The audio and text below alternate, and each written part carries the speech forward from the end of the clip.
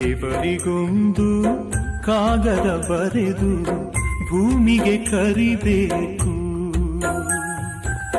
ದೇವರಿಗೊಂದು ಕಾಗದ ಬರೆದು ಭೂಮಿಗೆ ಕರಿಬೇಕು.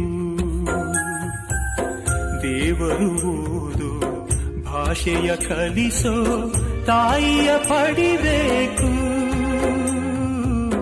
ದೇವರಿಗೊಂದು ಕಾಗದ ಬರೆದು ಭೂಮಿಗೆ ಕರಿಬೇಕು.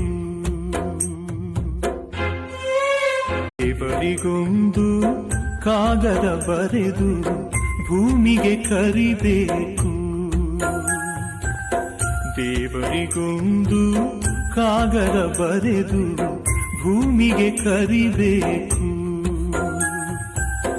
ದೇವರು ಓದು ಭಾಷೆಯ ಕಲಿಸೋ ತಾಯಿಯ